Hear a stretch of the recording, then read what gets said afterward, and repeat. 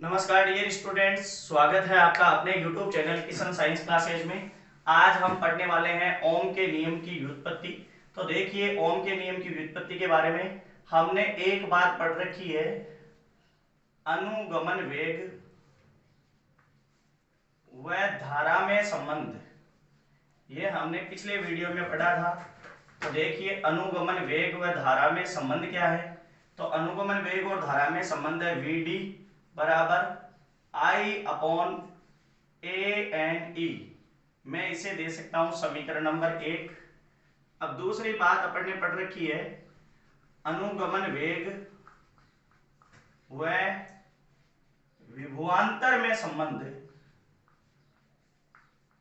और विभवांतर में और अनुगमन वेग में संबंध क्या था, Vd बराबर अपन ने पढ़ रखा है E टो ml और इंटू V। यहाँ जहां V विभवांतर है, E है वो इलेक्ट्रॉन का आवेश है, तो शांति काल है, m इलेक्ट्रॉन का द्रव्यमान है, L चालक की लंबाई है। इसे दे सकता हूं समीकरण नंबर 2।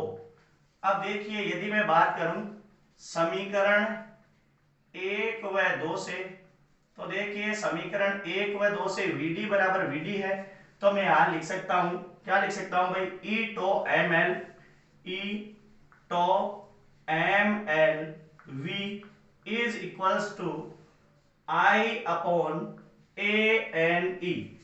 अब देखिए, यहां से मैं यदि ज्ञात करूं V का मान, तो V बराबर मेरे पास में आ जाएगा IML और अपॉन में आ जाएगा अपने पास में ANE।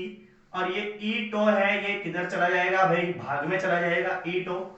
तो V बराबर मैं ऐसा लिख सकता हूं भाई ML अपॉन ANE स्क्वायर, क्योंकि E से गुणा हो गया, और टो और इनटू में आ जाएगा आपके पास में I। अब देखिए, मैं आपको बात बताऊं, M जो है इलेक्ट्रॉन का द्रव्यमान, A जो अनुप्रस्थ काट का क्षेत्रफल, N और E स्क्वायर और टो, E स्क्वायर इलेक्ट्रॉन पर आवेश और टो है शांति काल। तो मैं आपको बता दूं कि M upon NE square to ये सारा का सारा एक नियतांक है, और इसको मान सकता हूं मैं रो के बराबर। तो मैं लिख सकता हूं rho into L upon A और I। जहां मैं यहां M की बात करूं तो यह हो जाएगा इलेक्ट्रॉन का द्रव्यमान। यदि मैं बात करूं N की, तो इलेक्ट्रॉनों की संख्या। यदि मैं बात करूं E की, तो E हो जाएगा इलेक्ट्रॉन पर आवेश। और यदि मैं बात करूं टो की, तो टो हो जाएगा आपके पास में शांति काल, जो अपन ने बहुत अच्छी तरीके से पढ़ रखा है। और ये सारा एक नियत है, और इस नियत को बोल सकते हैं ये पदार्थ की प्रकृति पर निर्भर करेगा भाई। तो ये आ जाएगा विशिष्ट प्रतिरोध। तो रो बराबर आ जाएगा विशिष्ट प्रतिरोध। अब देखिए, यदि मान लो, यदि चालक की भौतिक अवस्थाएं नियत रहे, और भौतिक अवस्थाओं की बात करें तो चालक की लंबाई और A दोनों यदि यानी अनुप्रस्थ काट का क्षेत्रफल नियत रहे, तो मैं बोल सकता हूं कि रो L अपॉन A बराबर आ जाएगा आपके पास में R। और जहां R क्या है भाई, प्रतिरोध है।